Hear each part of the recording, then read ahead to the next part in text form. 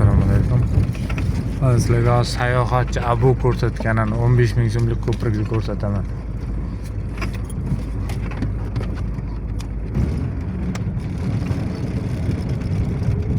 Yo'l beryaptim, rahmat aka, umringizdan baraka toping. Bismillah. Amudaryoning ustidan o'tgan ko'prik bu. Shaxsiy ko'prik deyishadi, men bilmayman kimniki, qanaqa ko'prik. 15 ming so'm oladi. Suv umuman yo'q ekan Amudaryoda. Lekin yo'l yomon. Uncha mashina yurolmaydi. Yengil mashinalar yursin, katta mashina yurolmaydi.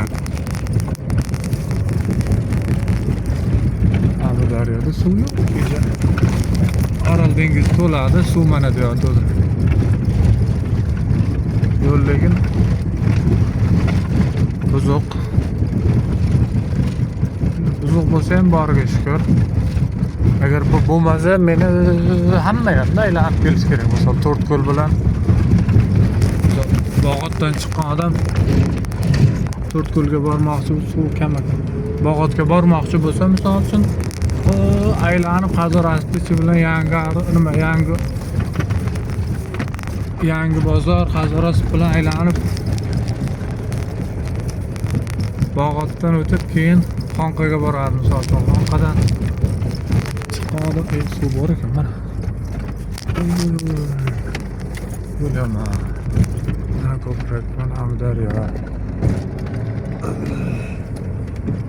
Qiyshayib ketgan rost ekan, suv to'lib oqqan. Bu yerda bitta kema ham bor ekan.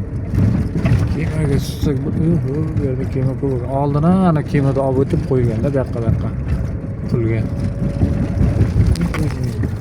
Chiqdik. Ana odam 15 ming so'm oladi.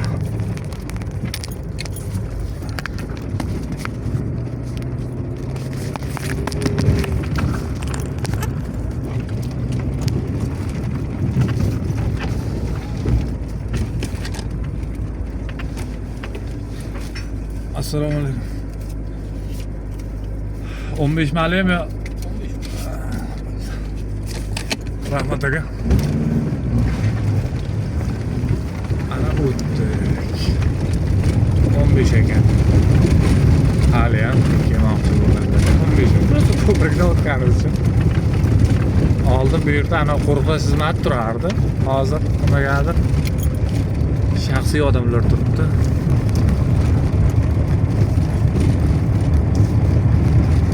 Shunaqa gaplar. Har xil postdan kechaylar mana shunaqa. Buyog'i ham mana shunaqa nimadir daraxtda endi mana bu. Lekin sovuq kun o'zbek Qashqadaryo, Samarqandda issiq bo'ladi. Bu yerda hal plus o'tgan yo'q. Qishi bilan qorlar ham bor yerda. Sizlarga ko'rinib turibdi. Bu yerda to'liq erib ketgan yo'q. Mana shu yo'q.